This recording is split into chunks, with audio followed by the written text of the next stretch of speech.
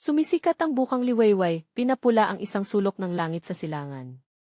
Ang liwanag ng umaga ay sumisilip sa mga ulap na malambot, tumatagos pababa sa mga bulubundukin na malawak at kahanga-hanga, kung saan ang hamog ng umaga ay parang manipis na belo, mistikal. Sa gitna ng dagat ng usok na iyon ay isang grupo ng mga sinaunang arkitektura. May mga bubong na kurbado, mga pader na kulay kayumanggi na tahimik, na parang isang panaginip na lumalabas sa mundong ibabaw. Tahimik ang hangin, tanging ang bulong ng hangin na dumadaan sa mga dahon ang maririnig, dala ang sariwang hininga ng kagubatan. Sa isang tahimik na silid, tanging ang malabong liwanag na pumapasok mula sa siwang ng pinto ang nakikita, isang nag-iisang anino ang nakahiga sa kahoy na kama. Ang itim na buhok ay maluwag na nakalatag sa unan, mga kamay ay nakapahinga sa likod ng ulo, ang takip sa mata ay nagtatakip sa mga mata, ngunit hindi maitago ang pagkabalisa at pag-aalala. Ang manipis na kumot na kulay asul ay bahagyang nakatakip na nagpapakita ng puting kwelyo ng damit.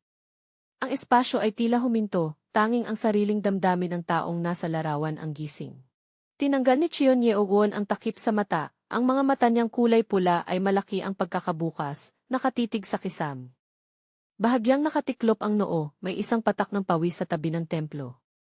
Hindi talaga ako makatulog dahil sa sobrang tensyon, ang linya ng pag-iisip ay parang isang malalim na buntong hininga, mabigat sa paligid.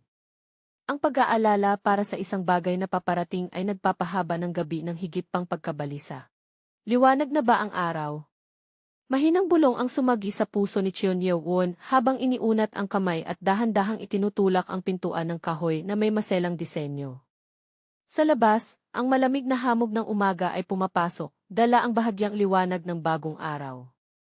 Ang payat na anino sa simpleng kasuotan ay dahan-dahang kumikilos, naghahanda sa pagharap sa mga naghihintay.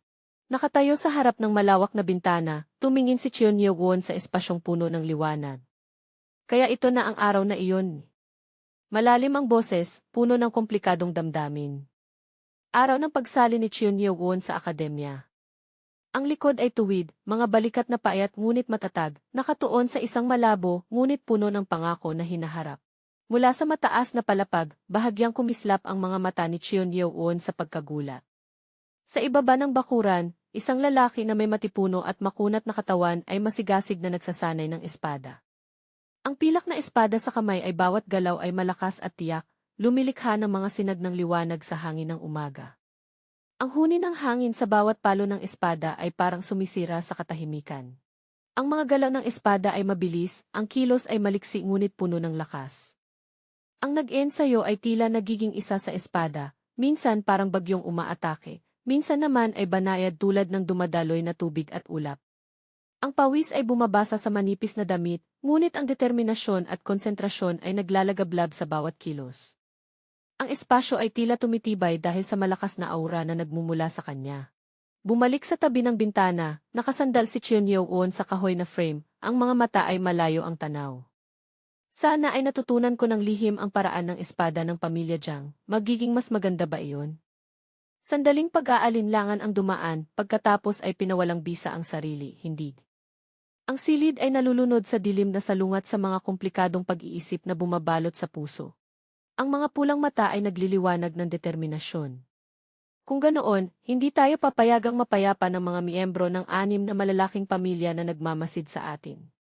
Ang bulong ay parang sariling paalala, nagdadala ng isang di nakikitang pasanin. Nang mamatay ang ina, nangako akong hindi mag-aaral ng sining ng pakikipaglaban hanggang sa matanggap ako sa akademya. Ang pangakong iyon ay parang tanikala, ngunit isa ring motibasyon na nakaukit sa matatag na titig. Ginoo. Isang mahinang tawag mula sa likuran ang nagpagulat kay Cheon Yeo-won, ang buntot ng buhok ay bahagyang kumilos. Esan.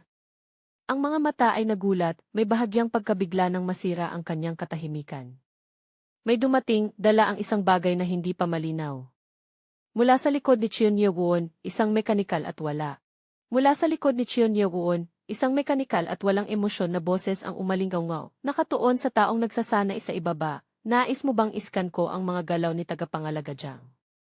Ang biglaang mungkahi ay parang malamig na hangin na dumaan, dala ang isang kakayahan na lampas sa karaniwang pangunawa. Hindi nagbago ang posisyon ni Cheon Yeo-won, ngunit ang katahimikan sa mga mata ay nagulo. Ano? Malaki ang pagkakabukas ng mga pulang mata ni Cheon Yeo-un, ang pagkabigla ay malinaw sa kanyang magandang mukha. Isang patak ng malamig na pawis ang dumula sa tabi ng templo. Ang mungkahing iyon ay napakahindi pangkaraniwan, lampas sa mga nalalaman at inaasahan niya. Hindi pa rin makapaniwala, lumingon si Cheon Yeo-un, hinarap ang espasyong pinanggalingan ng boses. Maaari mo bang iskan ang mga galaw ng iba? Ang boses ni Cheon Yeo-un ay nanginginig, pilit na pinipigilan ang pagkabigla. Kaya ko. Ang mekanikal na sagot ay matatag. Isang sinag ng pag-asa ang sumilay sa mga mata ni Cheon Yeo-un, kasabay ng pagdududa. Ibig sabihin kaya mong iskan ang proseso ng pagsasanay ni tagapangalaga Jiang Qi. Ang mukha ni Cheon Yeo-un ay tumingin pataas, tila sinusubukang isipin ang hindi kapanipaniwalang bagay na iyon. Ang pawis ay nananatili sa templo, patunay ng matinding tensyon. At ipasa ito sa aking isipan. Ang tanong ay tinapos na may malaking pag-asa. Possible iyon. Ang mekanikal na boses ay sumagot, kasabay ng mga malabong imahe ng mga lihim na teknik sa pakikipaglaban na lumilitaw sa paligid ni Cheon Yeo-un. Ang aking programa ay may data rin tungkol sa iba't ibang uri ng sining ng pakikipaglaban na maaari kong ipasa sa iyo. Maaari ko ring gawin ito ngayon. Isang pangakong nakakaakit, isang napakahalagang pagkakataon. Lumitaw ang imahe ni tagapangalaga Jiang na nagwawagayway ng espada, malakas at makapangyarihan. Sa ibaba, ang mga iniisip ni Cheon Yeo-un ay muling lumitaw, puno ng pag-aalinlangan. Ayos lang ba na nakawin ang sining ng pakikipaglaban ni tagapangalaga Jiang nang walang pahintulot niya? Ang moral na pag-aalinlangan at ang pagnanais ng kapangyarihan ay naglalaban sa kanyang puso. Tumayo ng tuwid si Cheon Yeo-un, nakasandal sa bintana, ang mga mata ay malayo ang tanaw ngunit puno ng determinasyon. Hindi. Sa hapon, kailangan kong pumunta sa akademya ng walang pagsisisi. Ang matatag na boses ay itinaboy ang mga pagduda. Wala akong oras para isipin kung ano ang magagamit ko upang ipagtanggol ang sarili. Ang kagyat na pangangailangan ay nagtulak sa kanya na gumawa ng desisyon. Ang mga mata ni Cheon Yeo-un ay kumislap ng mahiwagang asul, mga komplikadong linya ng data ang lumitaw sa harap niya. Pakiskan, Nano. Ang kahilingan ay malinaw at matatag. I-activate ang pag-scan ng galaw. Ang mekanikal na boses ay umalingaw at isang bagong mundo, isang bagong kapangyarihan ang malapit ng ibigay sa kanya. Sa ibaba, patuloy ang pagsasanay ni tagapangalaga Jiang sa mga galaw ng espada. Ang kanyang kilos ay pabago-bago at mahirap hulaan, bawat hiwa at palo ay naglalaman ng nakakatakot na lakas. Ang matalim na talim ay gumuguhit ng mga pilak na sinag sa hangin, ang huni ng hangin ay parang ungol ng mabangis na hayop. Ang mga asul na mata ni Cheon Yeo-un ay sumusubaybay sa bawat maliit na galaw ni tagapangalaga Jiang. Ang mga komplikadong bilog ng data ay umiikot sa kanyang mga pupil, sinusuri at tinatandaan ang bawat detalye. Ang mukha ni Cheon Yeo-un ay nakatuon ng husto, walang kahit kaunting paglihis, na parang gustong makuha ang buong sining ng espada sa kanyang paningin. Lumiko si tagapangalaga Jiang, ang talim ay gumuhit ng perpektong arko, ang alikabok ay umakyat sa bawat matatag na hakbang. Ang lakas na nagmumula sa kanya ay nagpapahinto sa hangin sa paligid. Bawat galaw ay bunga ng maraming taon ng pagsasanay, naglalaman ng esensya ng sining ng pakikipaglaban. Malapitan ang mga asul na mata na nagtatrabaho ng buong kapasidad. Ang mga linya ng teksto, mga grapiko ng pagsusuri ay patuloy na lumilitaw at nawawala, parang isang malakas na agos ng impormasyon. Nano ay nagtatrabaho, binubuksan ang mga lihim ng bawat galaw ng espada, bawat teknik. Nakatayo pa rin si Cheon Yeo-un sa tabi ng bintana, ngunit ang tingin ay hindi na nakatuon sa bakuran. Ang oras ng pag-scan ay halos kalahating oras na. Natapos na ang proseso ng pag-scan ng galaw. Ang boses ni Nano ay umalingaw-ngaw, dala ang mahalagang anunsyo. Natapos na ang kalahating oras ng tensyon sa pagmamasid. Simula ng paglipat sa utak ng gumagamit. Sa sandaling matapos ang salita ni Nano, isang malakas na kuryente ang dumaloy sa katawan ni Cheon Yeo-un. Hinawakan niya ang ulo, ang mukha ay kumunot sa sakit. Ah! Isang mahinang sigaw ang lumabas mula sa labi, ang katawan ay nanginginig.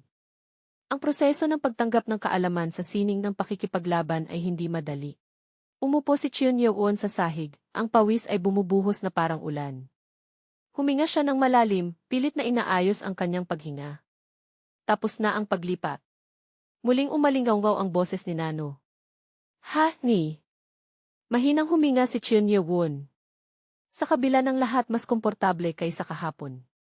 Ang sakit ng katawan ay lumipas, nag-iwan ng isang bagong pakiramdam sa isip. Malaki ang mga mata ni Chun Ye-won, kitang-kita ang labis na pagkabigla sa mukha. Inangat niya ang kamay, nagtataka na tumingin sa hangin.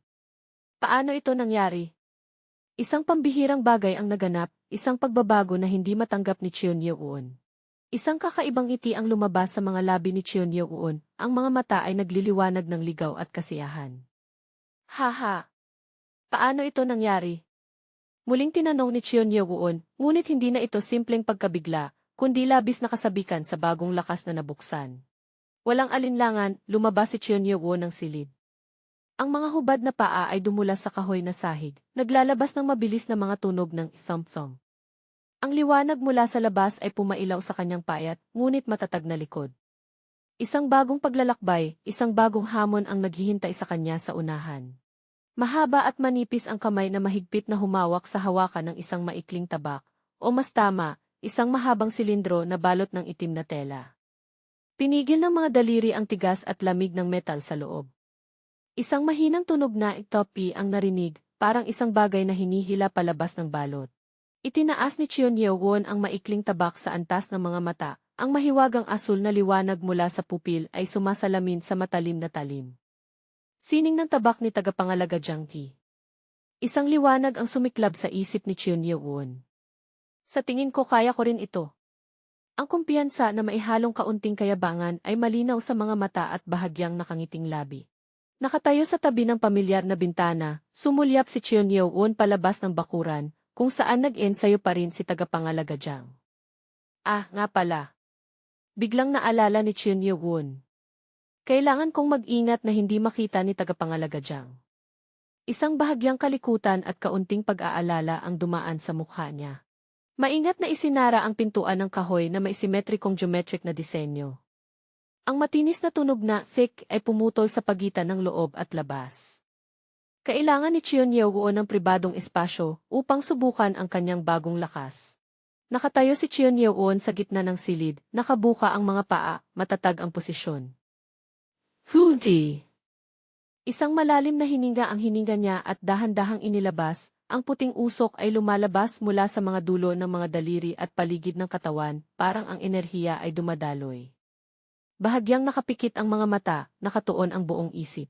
Ang mga mata ni Chun Ye-won ay kumislap, maliwanag na asul na parang dalawang nagliliwanag na hiyas sa dilim ng gabi. Isang di nakikitang lakas ang kumakalat na nagpapalipad sa mga maliliit na alikabok sa hangin palayo. Ang nakatagong kapangyarihan ay nagigising. Isang malakas na buong di ang umalinggaw-ngaw.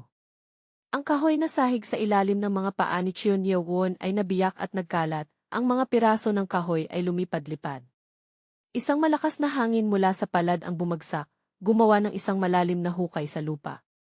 Ang lakas ng suntok ay lampas sa inaasahan niya. Kumilos si Chun Ye-won, mabilis ang kilos. Ang kanyang anino ay tila nagsanib sa mahiwagang asul na mga liwanag, gumuhit ng magagandang kurba sa hangin. Ang maikling tabak sa kamay ay nagbago-bago, bawat hiwa at tusok ay tumpak at puno ng kapangyarihan. Ang alikabok sa ilalim ng mga paa ay naikot, bumuo ng isang maliit na buhawi. Huminto si Chun Ye-won sa isang perpektong posisyon ng pag-atake, ang maikling tabak ay nakaturo sa unahan. Mabigat ang hininga, ngunit maliwanag pa rin ang mga mata. Isang labis na pagkabigla. Parang 20 taon ng matinding pagsasanay ni tagapangalaga Jang. Napakabilis at napakadaling tagumpay na nagdulot kay Chun Ye-won ng pagkahilo. Tiningnan ni Chun Ye-won ang kanyang mga kamay, pagkatapos ay ang hangin sa harap niya, kung saan ang mga galaw ng tabak ay naipakita. Araw-araw na pagsasanay, pag-aayos ng posisyon, pagmamay-ari nito gamit ang katawan. Mga palaisipan sa isip. Hindi ba't pinapayagan ako nitong laktawan ang lahat ng prosesong iyon? Isang retorikal na tanong, ngunit isang pagpapatunay ng pambihirang lakas na nakuha ni Chun Ye-won. Ang mekanikal na boses ni Nano ay muling sumalungat, pinutol ang daloy ng pag-iisip ni Chun Ye-won, habang naka-activate ang proseso ng pag-scan ng galaw, natapos na rin ang pagsusuri ng mga kalamnan para sa pagsasanay ng mga galaw. Isang bagong impormasyon, isang bagong kakayahan ang nabuksan. Tinatanggap mo ba ang paglipat sa iyong mga kalamnan?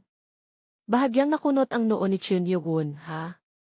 Kailangan ko rin bang ilipat ito sa mga kalamnan? Kung hindi mo tatanggapin ang proseso ng paglipat para sa mga kalamnan. Malamig na babala ni Nano. Biglang isang matinding sakit na parang kuryente ang dumaloy sa katawan ni Cheon Yeo-won. Ah! Sumigaw si Cheon Yeo-won, nakapikit ang mga mata, nanginginig ang katawan. Ang mga asul na kidlat ay kumikislap sa paligid niya.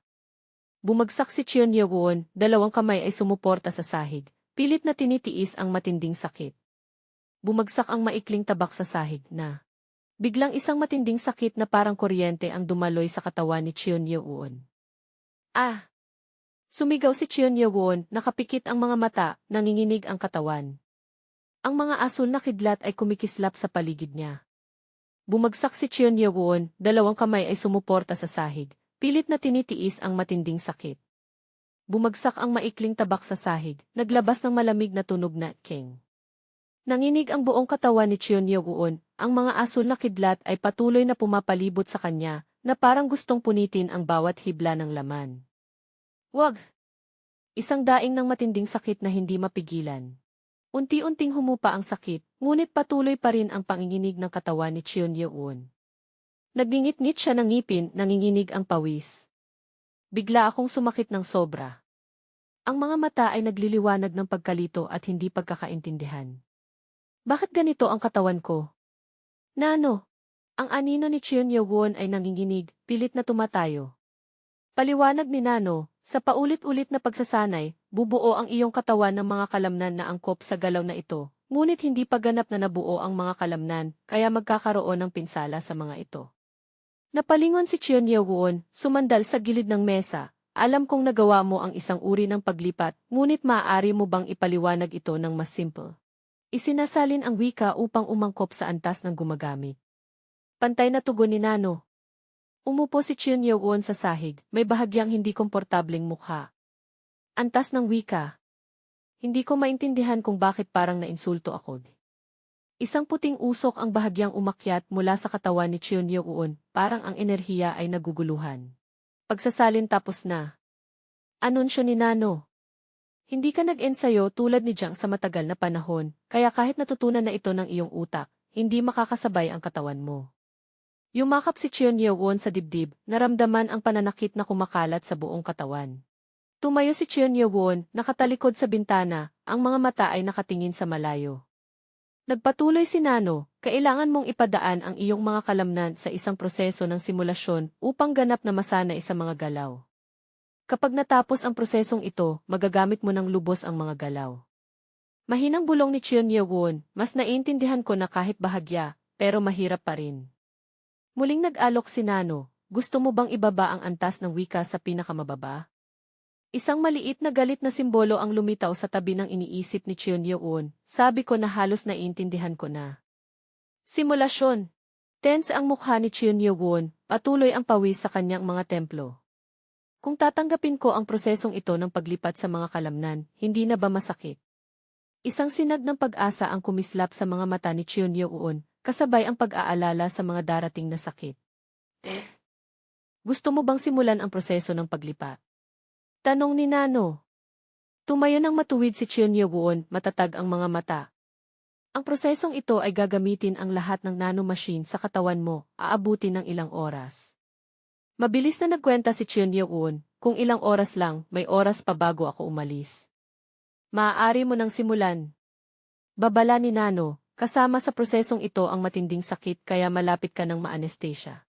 Masakit ba talaga? Tanong na lumabas mula sa kanyang isipan, may halong pag-aalinlangan. Malamig na tugon ni Nano, may kabuuang 1,350,000 na kaso ng pagkahimatay dahil sa prosesong ito ng paglipat sa mga kalamnan. Ang napakalaking bilang ay parang malamig na tubig na bumagsak sa bagong ningas ng determinasyon. Hindi sinasadyang hinawakan ni Cheon Yeo-won ang gilid ng kanyang damit sa dibdib, kung saan mabilis ang tibok ng puso. Kaya ko ba ito? Ang pagdududa ay sumisingit, sinusubukang guluhin ang matibay na kalooban. Kitang-kita ang tensyon at panloob na pakikibaka sa mukha ni Cheon Yeo-won. Lumingon siya, bahagyang nanginginig ang anyo. Gusto mo bang subukan ng hindi ginagamot ng pampamanhid? Nag-alok si Nano ng isang alternatibong pagpipilian, bilang huling pagsubok sa tapang ni Cheon Yeo-won. Kung hindi ko kaya tiisin, maaari mo bang ilipat sa estado na may pampamanhid? Tanong ni Cheon Yeo-won, bahagyang nangangatog ang bo. Lumingon siya, bahagyang nanginginig ang anyo. Gusto mo bang subukan ng hindi ginagamot ng pampamanhid? Nag-alok si Nano ng isang alternatibong pagpipilian, bilang huling pagsubok sa tapang ni Cheon Yeo-won. Kung hindi ko kaya tiisin, maaari mo bang ilipat sa estado na may pampamanhid? Tanong ni Cheon Yeo-won, bahagyang nangangatog ang boses. Opo, sisimulan ko na ang transmisyon, sagot ni Nano. Agad na nabalot ang katawan ni Cheon Yeo-won ng isang makinang na asul na enerhiya. Maliit na kidlat ang dumadaloy sa mga kalamnan na nagpapanginig ng bahagya sa katawan ni Cheon Yeo-won.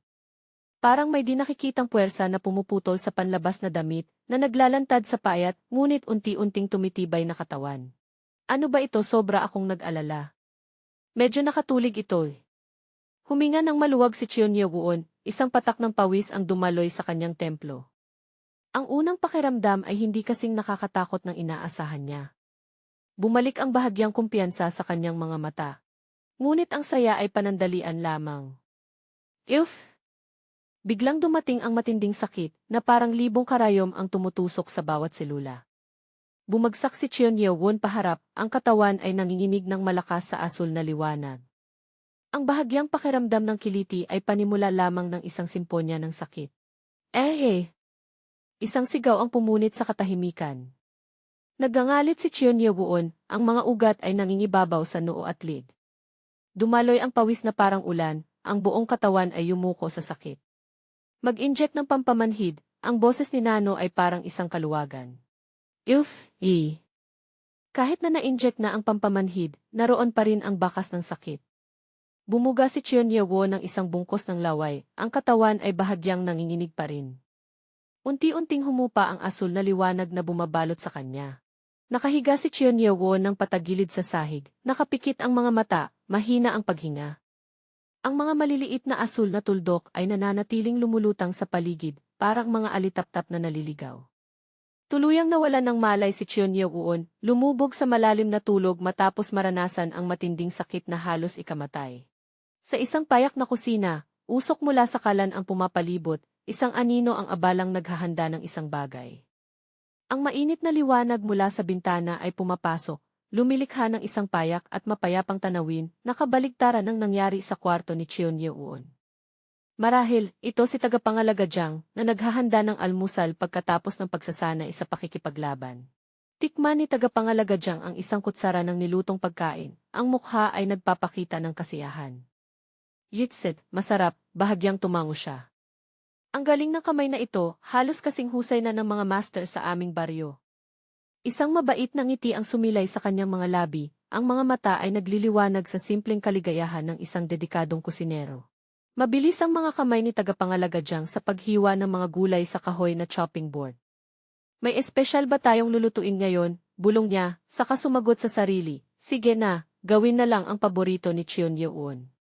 Ang pagmamahal at pag-aalaga para sa batang amo ay naipapakita sa bawat maliit na kilos. Mabilis ang mga kamay ni tagapangalaga Jang sa paghiwa ng mga gulay sa kahoy na chopping board. May espesyal ba tayong lulutuin ngayon? Bulong niya, saka sumagot sa sarili, sige na, gawin na lang ang paborito ni Cheon Yeo-won. Ang pagmamahal at pag-aalaga para sa batang amo ay naipapakita sa bawat maliit na kilos. Ang mga iniisip ni tagapangalaga Jang ay lumilitaw. 5 taon na pala mula nang matutunan kong magluto para sa kanya. Dati, hindi naman ako mahusay na kusinero. Kaunting pagpapatawa sa sarili, ngunit may kasamang dedikasyon at walang tigil na pagsisikap para sa minamahal niyang tao. Ang mga mata ni tagapangalaga Jang ay nakatanaw sa malayo, puno ng mga alaala. Ilang mga peklat sa mukha ang nagpapakita ng karanasan at katapatan ng matandang tagapangalaga. Ang mga asul na mata ay nagliliwanag ng katatagan, ngunit may bahagyang lungkot habang inaalala ang nakaraan. Lumilitaw sa alaala ang imahe ng isang magandang babae na maputla at mahina. Nakahiga siya sa kama ng ospital, ang mga payat na kamay ay mahigpit na humahawak sa kamay ni tagapangalaga Jang. Tagapangalaga Jang, pakiusap, alagaan mo si Cheon Yeo-won ko. Ang mahina ngunit taos pusong hiling ay nakatatak sa isipan ng tapat na tagapangalaga. Tahimik na nakatayo si tagapangalaga Jang, ang nag-iisang anino ay nakaharap sa mahina na liwanag mula sa bintana. 5 taon na mula nang pumanaw si Aling Ihwa dahil sa nakalaso na pagkain, ang kanyang boses ay malalim, puno ng kalungkutan. Ngayon ay papasok si Chun Yeo-won sa akademya. Aling Ihwa, ipagkaloob mo sana ang iyong biyaya mula sa langit, upang siya ay mabuhay at makakain muli. Isang taimtim na panalangin, puno ng pag-asa at pangamba. Isang malakas na sigaw mula sa kwarto ni Chun Yeo-won ang umalinggaw sa kusina, pumutol sa mga iniisip ni tagapangalaga Jiang. Nagulat siya, ang mga mata ay lumaki, ang mukha ay puno ng pagkabigla at pag-aalala. Chun Yeo-won. Nahulog ang kutsilyo sa kamay ni tagapangalaga Jiang sa sahig, nagdulot ng matinis na tunog. Ang tunog na iyon ay tila isang masamang palatandaan na lalo pang nagpapalala sa kanyang pagkabigla. Walang pag-aalinlangan, dali-dali siyang tumakbo patungo sa kwarto ni Chun Yeo-won. Chun Yeo-won, ayos ka lang ba? Ang kanyang boses ay nagmamadali, puno ng takot. Bumukas ang pinto ng kwarto, nagpakita ng magulong tanawin sa loob. Nakahiga si Chun Yeo-won nang walang galaw sa kama, ang katawan ay malambot. Nakatayo si tagapangalaga Jiang sa pintuan, ang mga mata ay puno ng pagkabigla habang tinitingnan si Chun Yeo-won. Chun Yeo-won. Ang kanyang boses ay nanginginig, hindi makapaniwala sa nangyayari sa harap niya. Sa itaas, isang pulang numero ang nagliliwanag, parang isang nakakatakot na wakas. Agad na lumapit si tagapangalaga Jiang, ang mga daliri ay nanginginig habang inilalagay sa pulso ni Chun Yeo-won upang kunin ang pulso. Maputla ang mukha ni Chun Yeo-won, nakapikit ang mga mata, walang anumang reaksyon. Kitang-kita ang pag-aalala sa bawat kulubot sa mukha ng matandang tagapangalaga. Normal pa ang tibok ng puso, walang kakaiba, bulong ni tagapangalaga Jiang, bahagyang nag-aalangan. Ano ba ang ginawa mo para marating mo ang ganitong kalagayan? Tumingin siya sa paligid ng kwarto, naghahanap ng kakaibang palatandaan. Aysan. Napatingin siya sa isang bahagi ng sahig. Lumuhod si tagapangalaga Jiang, maingat na tinitingnan ang mga yapak na nakaukit sa kahoy na sahig, kung saan nag-ensayo si Chun Yeo-won dati. Ang mga yapak na ito. Kitang-kita ang pagkabigla sa kanyang mukha. Hindi ito mga karaniwang yapak. Dahan-dahang hina. Lumuhod si tagapangalaga Jiang, maingat na tinitingnan ang mga yapak na nakaukit sa kahoy na sahig, kung saan nag-ensayo si Chun Yeo-won dati. Ang mga yapak na ito. Kitang-kita ang pagkabigla sa kanyang mukha. Hindi ito mga karaniwang yapak. Dahan-dahang hinawakan ni tagapangalaga Jiang ang isa sa mga yapak. Isang kakaibang pakiramdam ang dumaloy. Malalim ang uka ng mga yapak sa sahig, napapaligiran ng maliliit na bitak, parang naapektuhan ng napakalakas na puwersa. Nilunok niya ng mahirap, hindi makapaniwala sa kanyang nararamdaman. Naupo si tagapangalaga Jiang, ang anino ay humaba sa sahig. Pinanood niya akong mag-ensayod. Naalala niya ang mga nagdaang araw. Mga 2 taon lang yata. Nakatingin ng matindi si tagapangalaga Jiang sa mga yapak sa sahig, saka muling tumingin kay Chun Yeo-won na nakahiga ng walang galaw. Pinanood niya akong mag-ensayo ng 2 taon. Ang kanyang boses ay nanginginig, halo-halo ang pagkalito at isang di maipaliwanag na pagmamalaki. At naabutan niya ang 20 taong pagsasanay ko. Ang tanong ay parang kidlat na tumama sa tenga, na nagdulot ng pagkabigla kay tagapangalaga Jiang. Isang henyo sa sining ng pakikipaglaban, o isang bagay na higit pa riyan, ang biglang lumitaw sa harap niya. Dahan-dahang bumukas ang mga mata ni Chun Yeo-won, may nararamdamang matinding sakit, ngunit malabo pa ring nananatili pagkatapos ng pagkahimbing. Natapos na ang proseso ng paglilipat ng mga kalamnan at mga hibla na kinakailangan. Ang malamig at tumpak na boses ni Nano ay umalingaw-ngaw. Ina-deactivate ang pampamanhid. Isang malabong asul na liwanag ang pumalibot sa ulo ni Chun Yeo-won at unti-unting nawala. Tumayo si Chun Yeo-won nang bigla, humihingal. Pawis pa rin ang nanatili sa noo, ang mahabang buhok ay medyo magulo.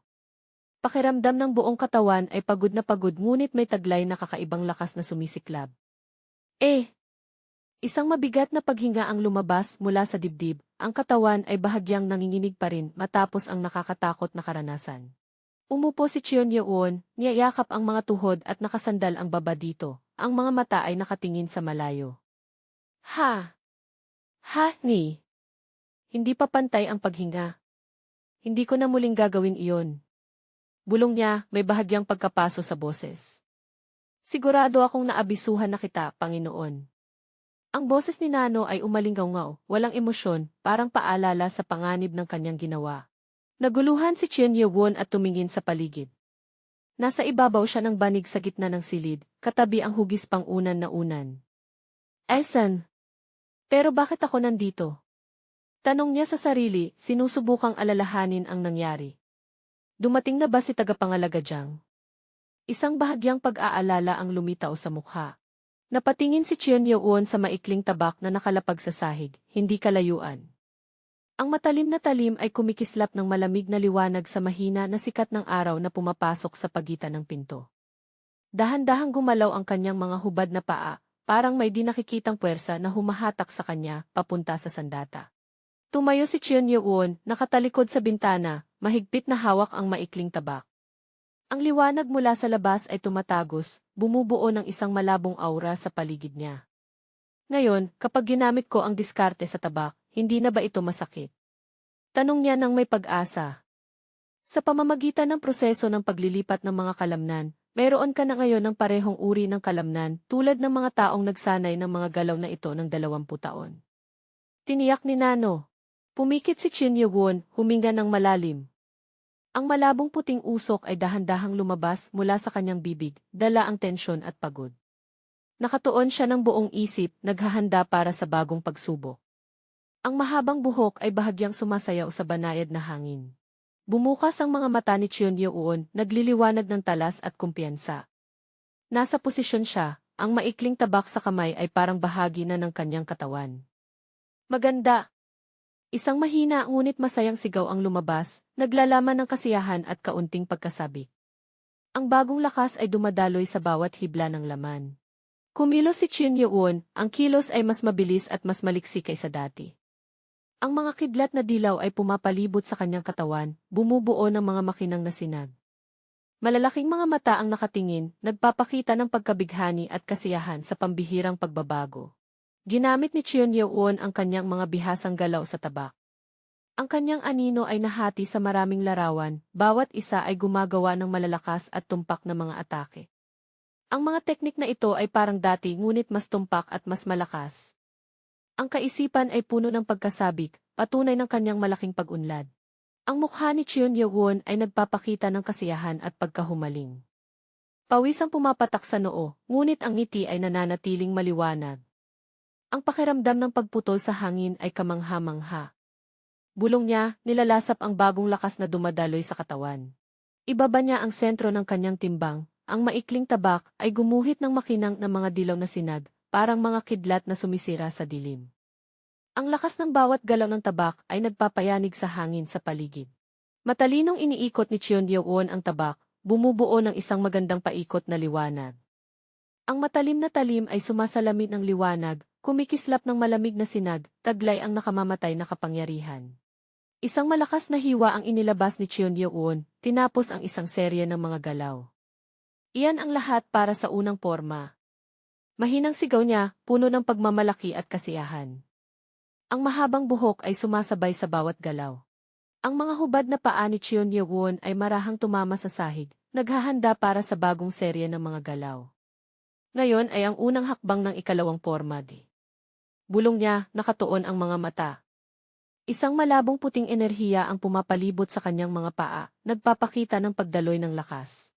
Pinagsikapan ni Chen Yewon ang kanyang mga paa, matinding pinadyak sa sahig. Isang malakas na igifi ang umalingaw-ngaw, ang kahoy na sahig ay nabiyak at nagkalat, alikabok ang lumipad. Ang lakas ng pagpadpad ay nagpapayanig sa buong silid. Ang mga gamit sa loob ay naapektuhan, mga libro sa estante ay nahulog. Nagulat si Chen Yewon at lumingon, tiningnan ang malalalim na mga yapak na kanyang nilikha sa sahig. Ang kanyang mukha ay nagpapakita ng pagkabigla at kaunting takot. Ah! Sigaw niya nang may pag-aalala. Masama ito. Kahit hindi ko ginamit ang panloob na lakas, may naiwan pa ring mga yapak. Tiningnan niya ang mga baka sa sahig, alam niyang nakagawa siya ng malaking problema. Sa ibaba ay may maliit na tala, sihig. Ang panloob na lakas ay tumutukoy sa malambot na estilo, panloob o panloob na sining ng pakikipaglaban ng Tsina. Umupo si Chen Yewon, hawak pa rin ang maikling tabak, puno ng pag-iisip. Natapos ko na ba ang panlabas na lakas? Bulong niya. parang halos walang panloob na lakas. Isang matinding katotohanan ang lumitaw. Kung makita ito ni tagapangalaga, magiging masama ito. May isa pang tala sa ibaba, ang panlabas na lakas ay tumutukoy sa mga kasanayan sa labas na karaniwang kaugnay ng Shaolin Kung Fu o tinatawag na matigas na estilo, panlabas o panlabas na sining ng pakikipaglaban ng China. May kumatok sa pinto ng Kok na pumutol sa mga iniisip ni Chun Yuon. Nagulat siya at mabilis na tumingin sa pinto. Binibini, handa na ang almusal ninyo. Ang pamilyar na boses ni tagapangalaga ay mula sa labas. Ano ang gagawin ko? Naguluhan si Chun Yuon, sinubukang itakip ang mga yapak sa sahig gamit ang mga piraso ng kahoy. Hindi pwede, kahit pilitin ko pa, hindi ito mawawala. Ang kanyang mukha ay puno ng takot at kawalan ng magawa. Dahan-dahang bumukas ang pinto, pumasok si tagapangalaga, may dalang tray ng pagkain. Binibini. Tawag niya, may mabait na tingin kay Chun Yuon. Nakangiti pa rin siya, ngunit marahil ay naramdaman na niya ang kakaiba. Mabilis na tumayo si Chun Yuon, sinubukang magmukhang normal. Gutom na gutom ako ngayon. Sabi niya, may bahagyang pag-aalangan, pagkatapos ay mabilis na inilipat ang maliit na mesa sa gitna ng silid. Tiningnan siya ni tagapangalaga, may bahagyang pagkagulat, hindi ka ba palaging kumakain sa tabi ng bintana? Kinuskos ni Chun Yuon ang ulo, pilit nang umiti. Dahil hindi muna ako uwi sa bahay, gusto kong kumain sa gitna ng silid. Isang pilit na paliwanag, ngunit umaasa siyang hindi magdududa si tagapangalaga. Tahimik na tumingin si Chun Yuon kay tagapangalaga, taimtim na nanalangin. Hindi ba mapapansin ni tagapangalaga, tama ba? Pinatahimik niya ang sarili. Ngunit biglang may narinig na idithin mula kay tagapangalaga na para bang pinipiga ang puso ni Chun Yuon.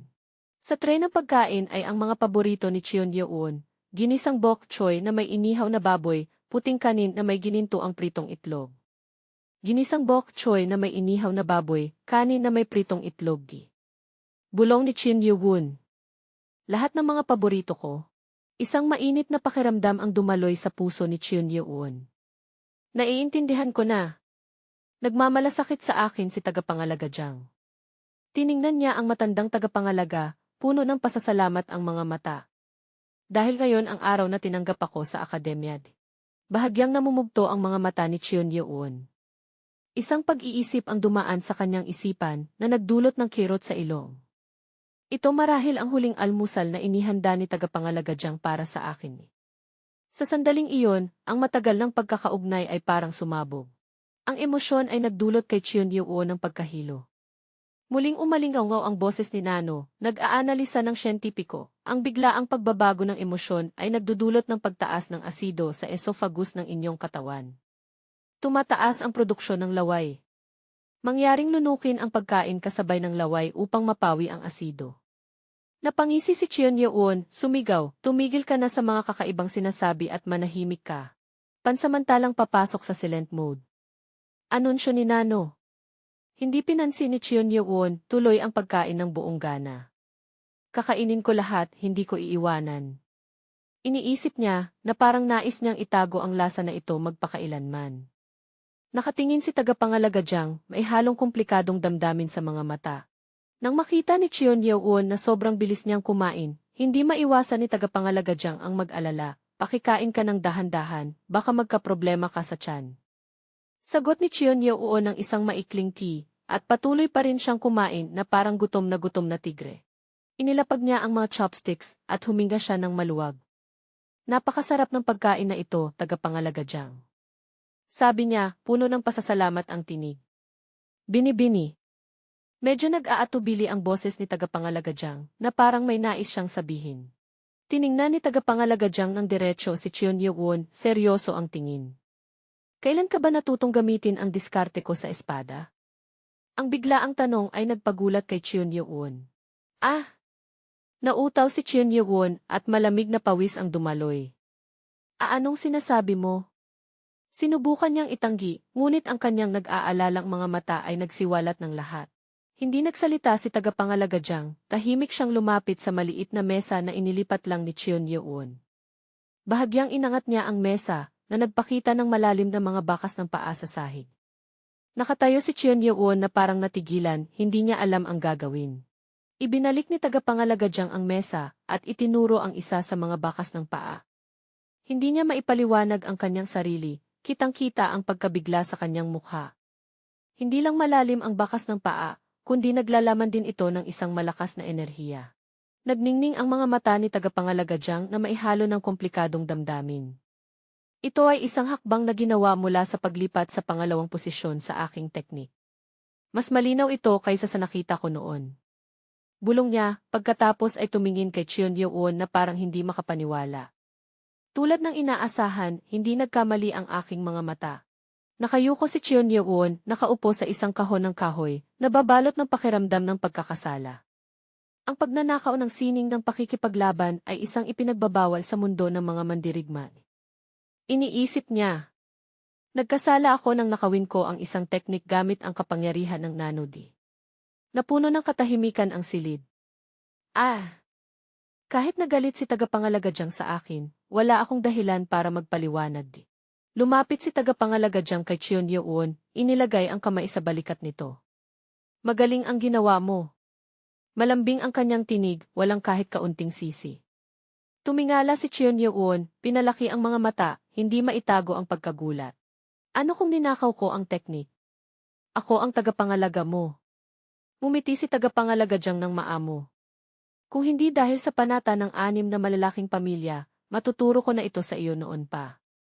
Ang mga salita niya ay parang mainit na tubig na nagpapagaan ng pakiramdam ng pagkakasala ni Cheon Yeo-won. Muling napuno ng luha ang mga mata ni Cheon Yeo-won, ngunit ngayon ay mga luha ng paggalang at pasasalamat. Tagapangalaga Jang-gi.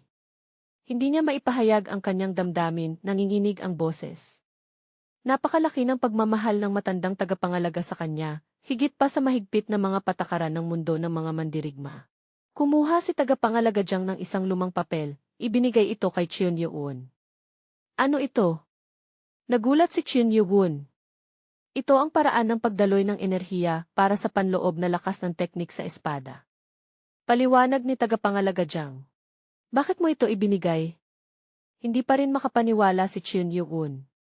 Tumingin si tagapangalaga sa kanya, puno ng pagmamahal ang mga mata, nais kitang bigyan ng ilang payo tungkol sa pag-aaral ng panloob na lakas, ngunit sa akademya ay may mas magaganda pang mga bagay kaysa sa maibibigay ko sa iyo. Matuto ka mula roon. Kinuha ni Cheon Yeo-won ang papel, ang mga luha ay dumaloy sa kanyang mga pisngi, nabasa ang papel. Napakatotoo ng damdamin ni tagapangalaga kaya hindi niya mapigilan ang kanyang emosyon. Umiyak si Cheon Yeo-won, pilit na nilulunok ang luha. Natakpan ng mahabang buhok ang bahagi ng kanyang mukha, ngunit hindi maitago ang matinding damdamin. Tumingin si tagapangalaga kay Cheon Yeo-won ng mailambing at pagtanggap. Hindi siya nagsalita, tahimik na nanatili sa tabi niya, parang matibay na sandigan. Bumalik ang alaala ni Cheon Yeo-won noong siya ay bata pa, nakayuko sa tabi ng kama ng kanyang ina, umiiyak ng malakas. Tagapangalaga hindi na ako iiyak muli. Ang pangakong inosente ng isang batang nawalan ng ina ay umalinggaw sa kanyang alaala. Hindi na. Muling pinagtibay ang pangakong iyon, ngunit ngayon, ang mga luha ni Cheon Yeo-won ay hindi kahinaan, kundi lakas matapos ang maraming pagkawala at pagsubok. Nakatayo si tagapangalaga sa pintuan, hawak ang tray ng pagkain na walang laman. 5 taon na mula nang pumanaw si Ihwad. Bulong niya, puno ng pag-aalala ang tinig.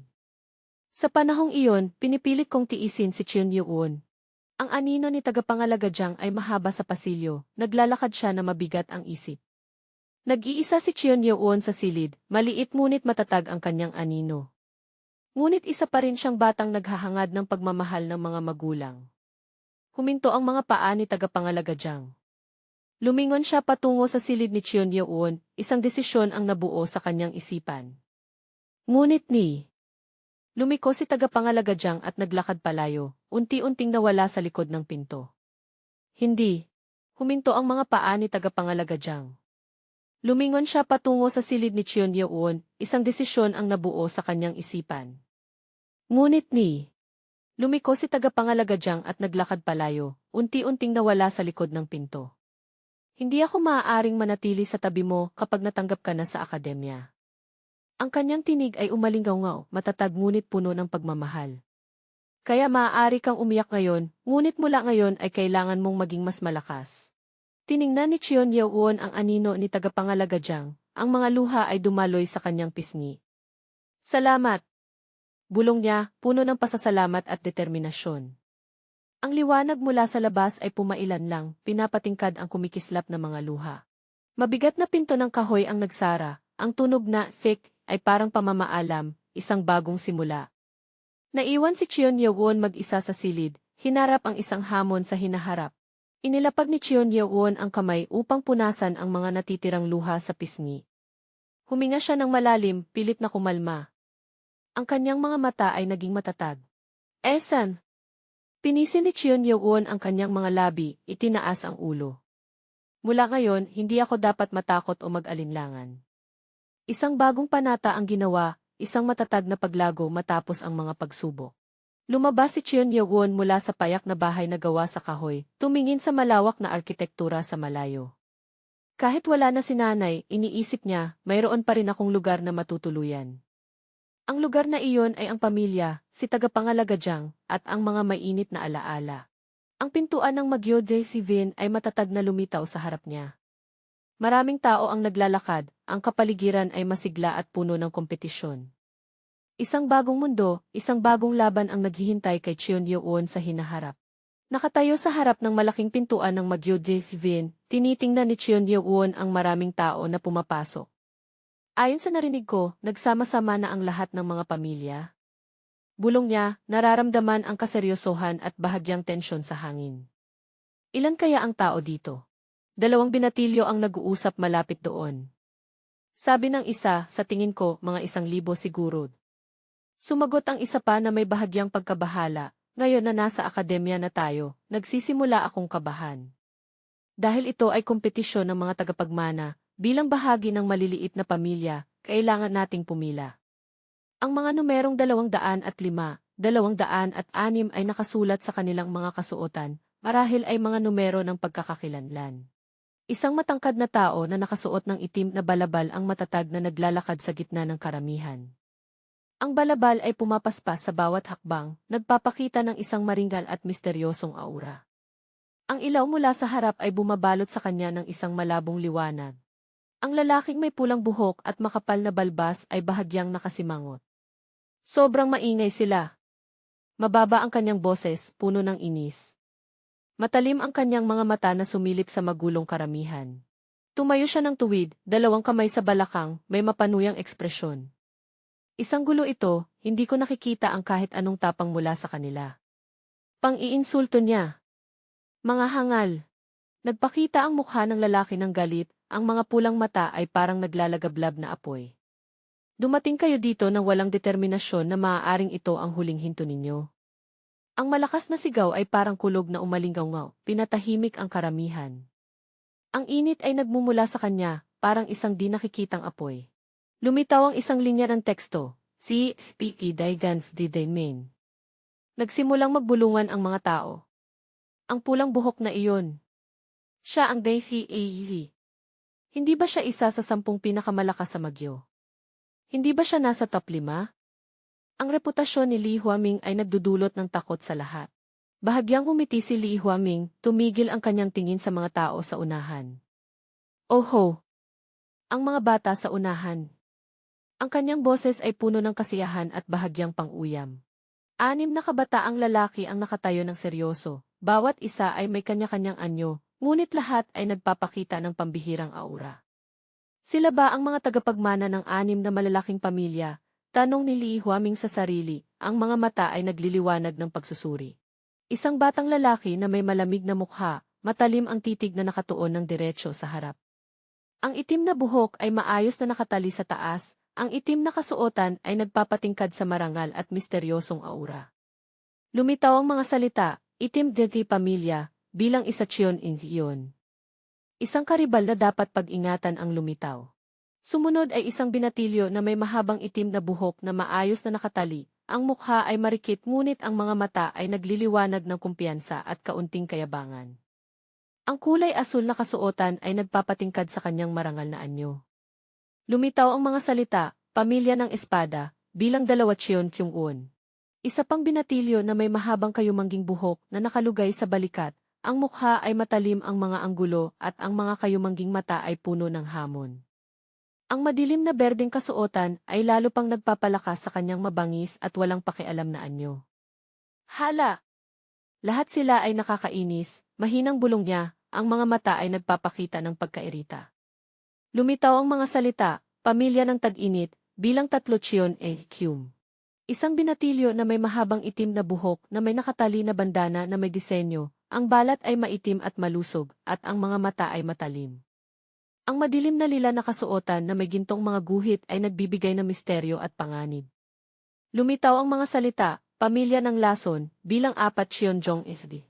Isang binatilyo na may itim na buhok na nakatali sa taas, ang mukha ay may bahagyang tuso at ang kalahating ngiti ay puno ng kahulugan. Nakasuot ng madilim na kayumangging balabal na gawa sa balahibo, siya ay naglalabas ng aura ng karanasan at panlilinlang. Lumitaw ang mga salita, pamilya ng mabuting sandata, bilang 5 Cheon Miss Chan. Isang magandang dalaga na may pulang buhok na bahagyang nakatali sa taas, ang natitirang bahagi ay nakalugay hanggang sa likod. Ang mga matalim na asul na mata, ang maselang kwintas, at ang kasuotang pinagsama ang kulay pula at itim ay nagpapatingkad sa kanyang kaakit-akit at malakas na anyo. Lumitaw ang mga salita, pamilya ng musika, bilang 6 Cheon Uvien Ryu. 2 kahon ng usapan ang lumitaw. Isang kahon ay nagsasabing, siya ang nag-iisang babaeng kandidato sa pagkakataong ito. Ang isa pa ay nagsasabing, bilang 7, Cheon. Ang salita ay naputol, na parang naghahanap ng isang tao. Napikit si Li Huaming, ang mga mata ay dumaan sa karamihan. Ha? Nasaan siya? Ang tinig ay puno ng pagkabigla at kaunting pagkalito. Tila ang taong hinahanap niya ay wala sa lugar. Ang mukha ni Cheon Yeo-won ay naging matatag, ang kanyang mga kilay ay nakakunot ng malalim na maihalong pagkabigla at kaunting hindi paniniwala. Malaki ang kanyang mga mata, nakatingin ng diretso sa harap na parang nakaharap sa isang bagay na walang katwiran. Walang pangalan sa placard. Ang tanong ay lumabas mula sa bahagyang nakabukas na mga labi, dala ang hindi maitago na pagkabigla. Ang madilim na buhok niya, medyo magulo, ay lalo pang nagpapakita ng kalituhan sa kanyang mukha. Simple ang kanyang kasuotan, may nakatayong kwelyo, na may bahagyang lumang estilo, na nagpapahiwatig ng isang konteksto na hindi mula sa makabagong panahon. Lumawak ang tanawin sa isang mas malawak na perspektibo. Nanatili si Cheon Yeo-won na may pagkabigla, nakaharap sa isang lalaking tila mas matanda, may mataas na bunot ng buhok, at kalmadong ekspresyon. Ang lalaking ito, ang kamay ay nakapatong sa isang tambak ng mga baraha, na may nakaukit na mga titik, ay mahinahong sumagot, tama. Hindi ko nakita ang pangalan ng ika-7 prinsipe. Ang kanyang mga salita ay parang kumpirmasyon ng isang mahirap tanggapin na katotohanan. Sa likod ni Cheon Yeo-won, may ilang mga anino ng ibang tao na lumilitaw, na nagbibigay ng pakiramdam ng isang medyo masikip na lugar. Mukhang kailangan mong maghintay hanggang makita namin ang isa, dagdag ng lalaki, na may bahagyang walang pakialam na tono, na parang ito ay isang karaniwang bagay. Lumiko si Cheon Yeo-won, ang isang bahagi ng kanyang mukha ay nagpapakita ng pagkadismaya at pag-iisip. Isang mahinang tunog ng TDE ang lumabas mula sa kanyang pinisil na mga labi. Ito ay tiyak na isa sa mga laro ng 6 na malalaking pamilya, bulong niya sa sarili, ang kanyang mga mata ay naging matalim, nagliliwanag ng pagdududa at kaunting galit. Ayaw nila akong makasama sa kanilang hanay? Bagamat dumaan ang isang saloobin ng pagtutol, sumagot si Cheon Yeo-won ng may pagpipigil, naiintindihan ko, maghihintay ako. Ang pagtitiis na ito ay nagtataglay ng isang determinasyon na hindi madaling mapatay. Isang payat at medyo magaspang na kamay ang lumabas mula sa dilim, nakaabot kay Cheon Yeo-won na nakasandal sa isang pader ng bato, nakatawid ang mga braso sa dibdib. Ang malabong ilaw ay tumama sa kanyang mukha, na nagpapatingkad ng kanyang malalim na pag-iisip. Walang magandang maidudulot ang pakikipag-away sa kanila mula sa simula, isang tinig ang sumigaw, marahil ay ang panloob na pag-iisip ni Cheon Yeo-won, o ang salita ng isang taong nagmamasid mula sa malayo. Ang kilos ng pag-abot ng kamay at ang mga salita ay nagpapahiwatig ng isang pagpipilian, isang payo o babala tungkol sa mga posibleng problema. Yumuko si Cheon Yeo-won, ang buhok ay bahagyang nagtakip sa kanyang mukha, ngunit hindi maitago ang galit na bumabalot sa loob. Sila ay mga salbaheng palaging sumusubok pumatay sa akin sa bawat pagkakataon, siya ay nagngangalit. Ang anino na bumabalot sa pader sa likod niya ay lalo pang nagpapabigat at nagpaparamdam ng pag-iisa. Kung makita nila ako, marahil ay papatayin nila ako agad. Ang mapait na pag-iisip na ito ay nagbubunyag ng isang mapanganib na nakaraan at malalim na mga alitan ni Cheon Yeo-won. Biglang lumawak ang tanawin, ipinapakita ang isang malawak na plaza, puno ng mga taong gumagalaw. Sa malayo ay mga sinaunang gusali na may mga bubong na nakataas sa langit. Kahit hindi malinaw ang mukha ni Cheon Yeo-won, ang kanyang mga salita ay umaalingaw sa buong espasyo, nagpapakita ng matibay na kalooban. Dumating pa rin ako dito sa kabila ng maraming pagsalakay mula sa inyo, mga salbaheng iyon.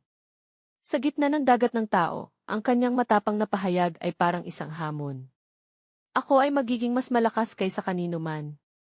Ang naglalagablab na determinasyong ito ay tila ang lakas na nagtutulak kay Cheon Yeo-won na malampasan ang lahat ng panganib. Isang nag-iisang speech bubble ang lumitaw sa puting background na may matatag na mga salita dito sa Maiyithvin. Ito ay parang isang pahayag ng lugar, isang layunin na malinaw na tinukoy ni Cheon Yeo-won. Ang pagiging simple ng imahe ay lalo pang nagpapatingkad sa kahalagahan ng lugar na ito sa kasalukuyang kwento. Isang grupo ng mga tao na may magkakatulad na kasuotan, maayos ang bunot ng buhok, ay nakatayo na nakatalikod. Bumubuo sila ng isang maayos na hanay, nakatuon sa isang hindi matukoy na direksyon. Sa gitna nila ay mga bulong-bulungan ng karamihan. Ang atmosfera ay tila seryoso, ngunit may halong kuryusidad at paghihintay, marahil ay naghihintay sa pagdating ni Cheon Yeo-won o isang mahalagang pangyayari. Nakatayo si Cheon Yeo-won sa gitna ng masikip na tao, ang kanyang lilang buhok ay kapansin-pansin. Nakatingin siya sa unahan, kung saan tila walang katapusang linya ng mga tao. Sobrang dami bulong niya sa sarili, may bahagyang panghihina ng loob. Ganito, mahirap makalusot sa unahan. Ang siksikan at ingay sa paligid ay binigyang diin. Sa gitna ng karamihan, ilang mga mukha ang lumingon upang tingnan si Cheon Yeo-won, ang kanilang mga mata ay nagpapakita ng kuryusidad at bahagyang pang-aalipusta. Isang itim na placard na may bilang 7, bulong ng isang tao, na may malisyosong tono. Ang lalaking iyon ay isang kandidato sa tagapagmana na hindi kabilang sa 6 na malalaking pamilya, hindi ba? Nagsimula ang mga bulong-bulungan. Naririnig ko na hindi pa niya natutunan ang anumang uri ng sining ng pakikipaglaban. Dagdag ng isa pa na may paghamak. Kaya hindi ba siya ang unang mabibigo? May mga mahinang tawa na sumulpot. Kahit na malayo si Cheon Yeo-won, tila nararamdaman niya ang Nakatawid ang mga braso ni Cheon Yeo-won, ang kanyang mukha ay malamig, ang mga mata ay matatag na nakatingin sa unahan. Ang itim na placard na may pulang titik na ika-7 ay kapansin-pansin sa kanyang dibdib. Hindi ko na kailangang pakinggan pa, alam ko na kung ano ang kanilang mga bulong niya sa sarili, may bahagyang ngiti sa labi. Hayaan silang pagtawanan ako. Ang kalmadong ito ay nagpapakita ng isang malakas na panloob na lakas na hindi madaling maapektuhan ng mga panghuhusga. Isang tao na may naglalagablab na pulang buhok ang lumingon upang tingnan si Cheon Yeo-won na nakatayo ng mag-isa sa dulo ng karamihan. Nasa kabila ba siya? Tanong niya na may halong pagkabigla. Nakakatawa na makita siyang nakatayo ng mag-isa sa likod. Ang mga salita ay may halong panunuya na nagmamaliit sa posisyon ni Cheon Yeo-won. Pinalaki ang mukha ng taong may pulang buhok na nagpapakita ng mapanuyang ngiti at matalim na mga mata. Siya ay mukhang matipuno, may balbas at suot na balahibong jacket. Nakakatawang paraan ito para makakuha ng pansin, sabi niya, na may mayabang na tono, ang anak na labas sa kasal ng pinuno. Ang mga mapanakit na salita ay direktang tumutukoy sa pagkatao ni Cheon Yeo-won. Ang mga trompeta ay tumunog, malakas at makapangyarihan. 3 lalaki na may uniforme, mataas ang bunot ng buhok, ay sabay-sabay na tumutunog ng malalaking trompeta na gawa sa sungay ng hayop. Ang malabong tanawin ng mga bundok sa likuran ay nagpapahiwatig ng isang mahalagang kaganapan na malapit ng maganap. Muling nagkaroon ng kaguluhan sa karamihan. Trompeta, sigaw ng isa. Malapit na silang lumabas, sabi ng isa pa mula sa malayo. Sa isang mataas na hagdanan, isang maringal na anino ang nakaupo sa trono. Tahimik po kayo, isang utos ang sumigaw. Ang pinuno. Ang hangin ay naging mahigpit at seryoso. Ang mga madilim na leather boots na may mga gintong disenyo ay naglakad ng matatag sa bato. Ang mga hakbang ay pantay-pantay, nagpapakita ng otoridad at dignidad. Ang ilaw mula sa harap ay nagpapatingkad sa bawat detalye ng mga botas. Apat na matataas na tao na may mahahabang balabal ang lumakad mula sa dilim papunta sa liwanag. Ang mga hakbang ay sabay-sabay at puno ng kapangyarihan. Ang kanilang anyo ay nagpapakita ng pambihirang karisma na nagpapahiwatig ng pagdating ng mga mahahalagang tauhan. Marahil ay pinagmamasdan din ni Cheon Yeo-won ang mga aninong ito mula sa gitna ng karamihan. Dalawang maliliit na larawan ang magkatabi. Sa kaliwa, dalawang batang estudyante na may placard na 30 siyampi at isa pa, hindi malinaw ang bilang, ay nakatingala na may pagkabigla at kaunting takot. Sa kanan, isa pang estudyante na may placard na 38 at isa pa ay nakatingala rin na may katulad na ekspresyon. Ang kanilang mga mata ay nakatuon sa isang punto, marahil ay sa lugar kung saan lumitaw ang pinuno at mga mahahalagang tauhan. Isang close-up shot ng isang kalagitnaang edad na lalaki na may maayos na inayos na balbas, mahaba ang buhok na nakatali sa likod. Ang kanyang mga mata ay matalim, nakatingin ng may dignidad sa harap. Muling narinig ang mga hakbang na nagpapahiwatig na siya rin ay isa sa mga papalapit.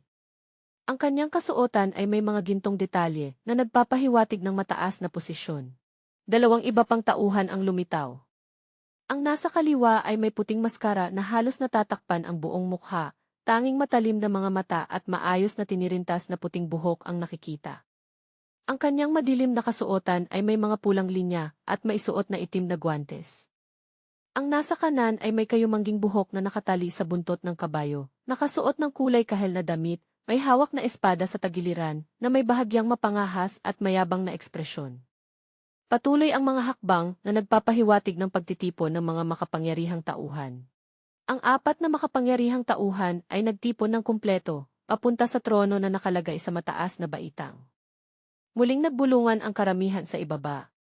Ang kalalakihang nasa gitnang edad na nakasuot ng dilaw na balabal ang nanguna, sinundan ng taong may suot na maskara, ang taong may pulang buhok, at sa huli ay ang lalaking may kayumangging buhok na may hawak na espada.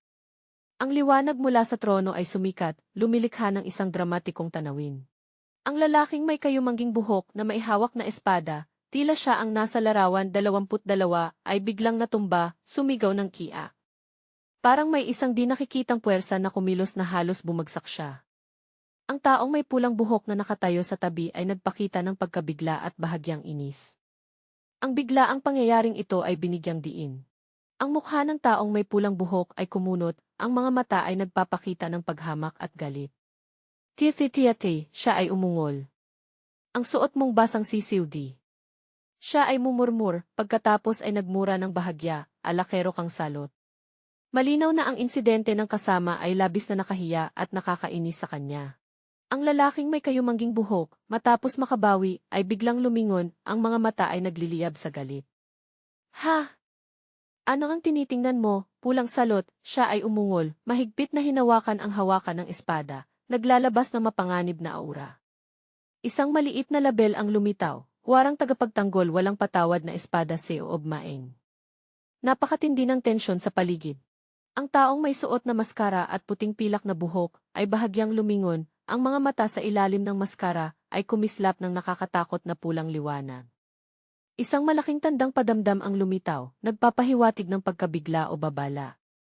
Parehong nagulat sina Seo Oobmaeng at ang taong may pulang buhok, agad na nanahimik sa harap ng nakakatakot na presensya ng taong ito. Ang taong may suot na maskara ay tumayo ng tuwid, lumingon, ang mahabang pilak na buhok ay sumayaw sa hangin. Manahimik, ang mababang boses niya, puno ng kapangyarihan, ay umalingaw-ngaw. Isang panibagong label ang lumitaw. Punong tagapagtanggol hari ng mga tagapagtanggol Mabini Luningning. Ang presensya ni Mabini Luningning ay nagdulot ng takot na walang sinuman ang nangahas magsalita. Ang kalalakihang nasa gitnang edad na nakasuot ng dilaw na balabal, na siyang nanguna, ay tahimik na umupo sa malaking upuan, ang mga kamay ay nakapatong sa mga sandalan.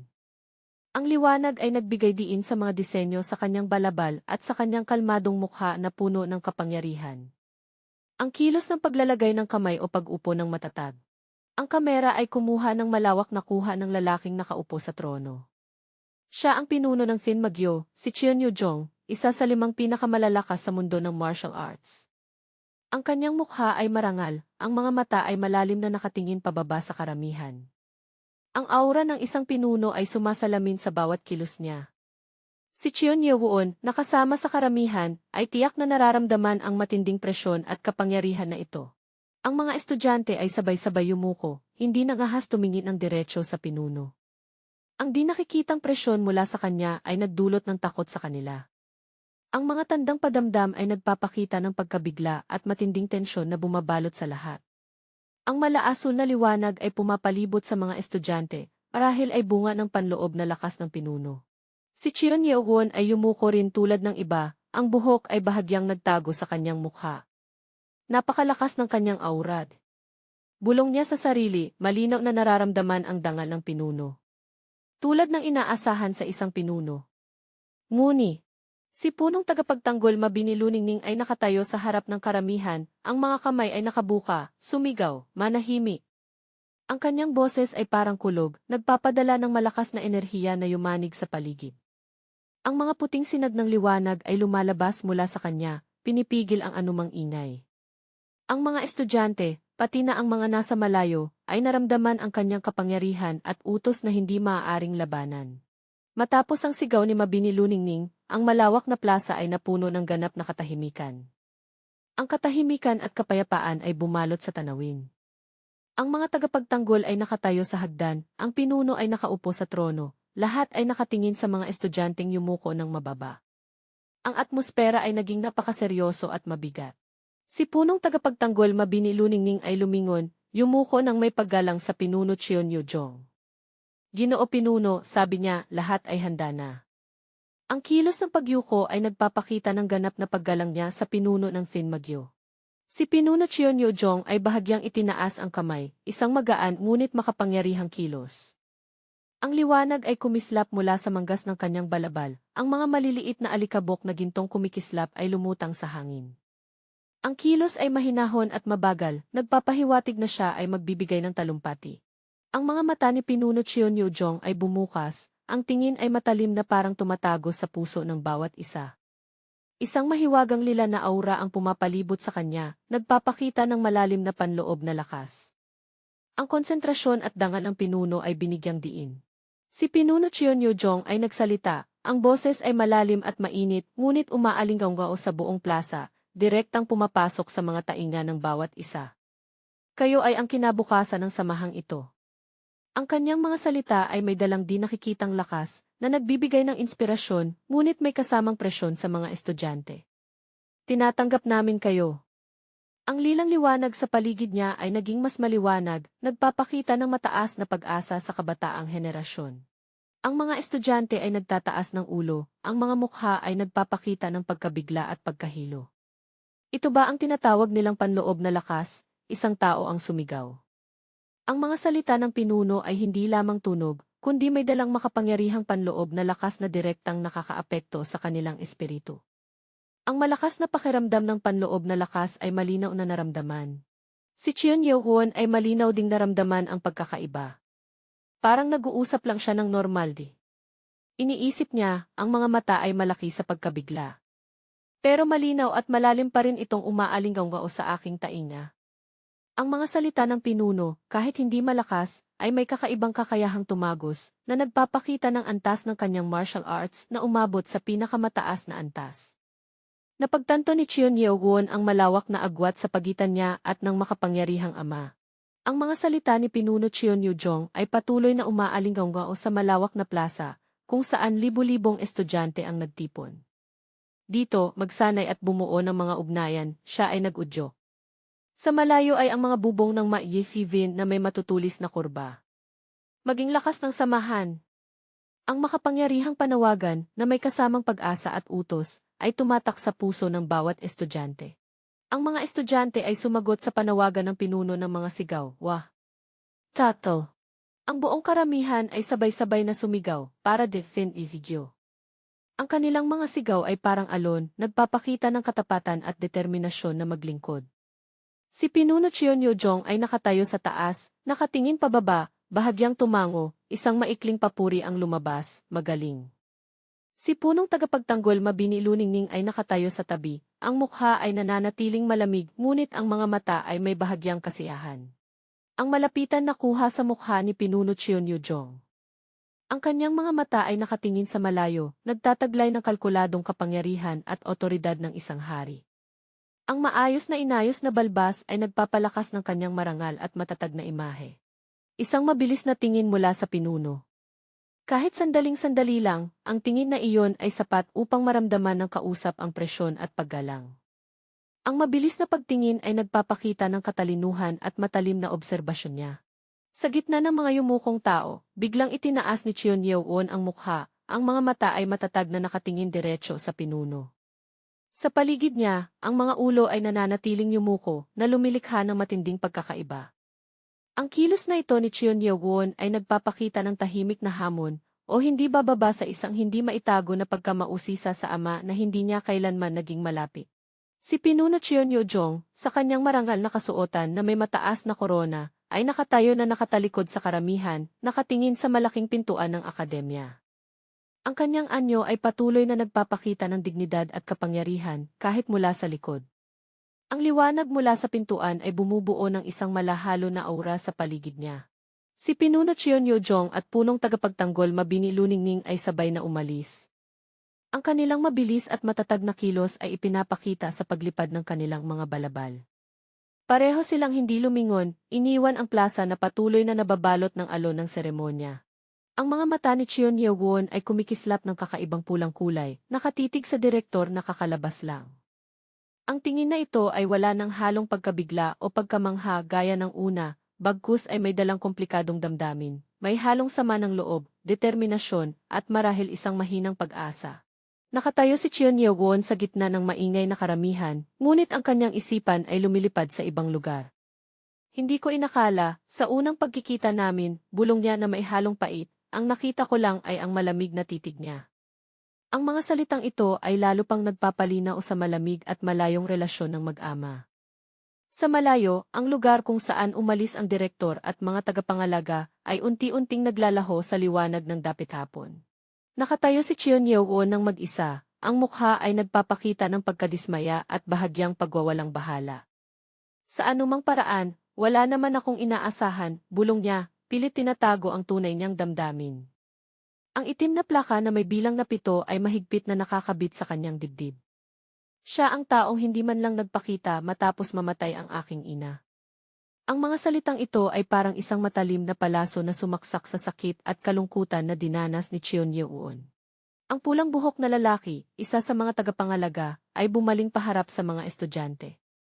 Tapos na ang talumpati ng direktor, anya ng malakas at malinaw. Ngayon, magsimula tayo ng maayos. Muling nag-umpisa ang mga bulong-bulungan. Ilang mukha ang nagpapakita ng pagkamausisa, naghihintay sa mga susunod na mangyayari.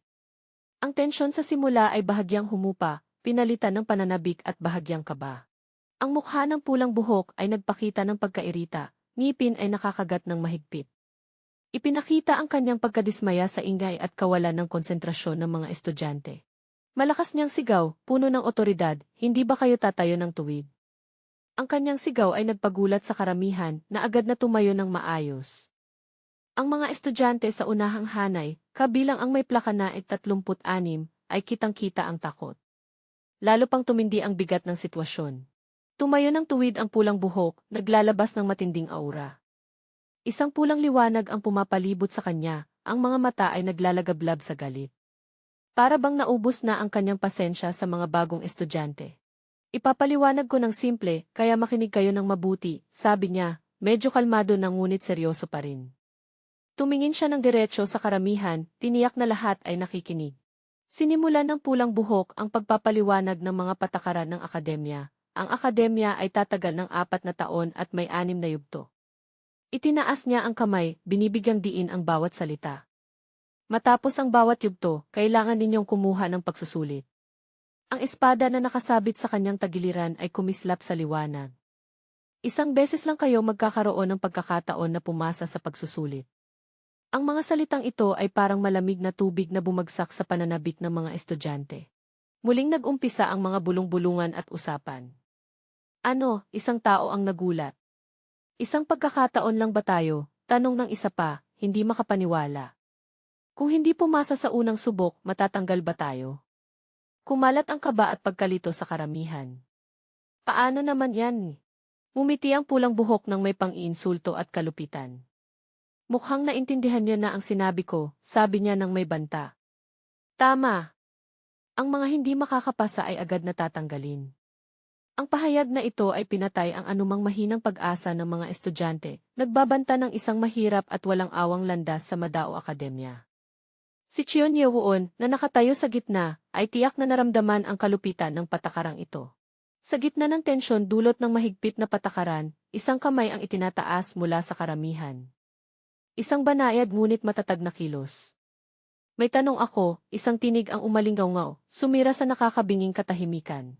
Ang nagtataas ng kamay ay isang batang estudyante, nakasuot ng mapusyaw na asul na uniforme, maayos ang buhawi ng buhok. Ang mukha niya ay medyo gwapo, ngunit ang mga mata ay naglalabas ng kumpiyansa at bahagyang kayabangan. Isa siya sa mga miyembro ng 6 na malalaking pamilya, may plaka na numero 2 na pula sa dibdib. Ang pulang buhok na tagapangalaga ng Chion Masimbahan ay matalim na tumingin sa estudyanteng nagsalita. Kitang-kita ang kanyang pagkairita at bahagyang paghamak. Sino ang nagbigay sa isang gago na tulad mo ng karapatang magtanong? Ang kanyang malakas na boses ay puno ng pagbabanta. Ang takip sa kanyang mata ay lalo pang nagpapalakas ng kanyang nakakatakot na anyo. Hindi natitinag ang estudyante na may plaka na 2 sa banta ng tagapangalaga. Ang gilid ng kanyang mga labi ay umangat sa isang mapanghamong ngiti. Isang asul na liwanag ang nagsimulang kumalat mula sa kanya, may maliliit na kidlat na umiikot sa kanyang mga mata. Ipinapakita nito na hindi siya madaling takutin. Ang mukha ng estudyante ay nagpapakita ng hamon, ang kanyang mga asul na mata ay kumikislap ng kakaiba, ngipin ay nakakagat ng mahigpit. Ano, tanong niya pabalik, puno ng pang-aakit. Ang asul na aura sa paligid niya ay lalo pang lumakas, lumilikha ng isang di nakikitang presyon na sumasalungat sa pulang buhok na tagapangalaga. Nagalit ang tagapangalaga, ang kanyang orange na aura ay sumiklab ng malakas. Oh! May problema ka ba sa pagtawag ko sa iyo ng gago? Sigaw niya, mahigpit ang pagkakapit ng mga kamay, ang mga ugat sa kanyang mga braso ay nangingibabaw. Dapat mong malaman na sa pagpasok mo sa akademyang ito, mawawala ang lahat ng pribilehiyo mo mula sa 6 na malalaking pamilya. Ang kanyang mga salita ay parang matalim na babala. Ang mga mata ng tagapangalaga ay naglalagablab, puno ng mapanirang titig. Gusto mo bang matanggal bago pa magsimula ang kompetisyon? Ang kanyang boses ay parang mga palaso sa hangin. Ang di nakikitang presyon mula sa kanya ay nagpapahirap sa mga estudyanteng nakapaligid. Habang nag-aalitan ang tagapangalaga at ang estudyante na may plaka na 2, ang ibang miyembro ng 6 na malalaking pamilya na malapit doon ay tila natuwa. Isang lalaki na may kayumangging buhok at berdeng uniforme ang tumawa ng malakas, habang ang isa pang nakasuot ng itim na balabal, na tila mas mataas ang katayuan, ay tinakpan ang bibig at tumawa, haha.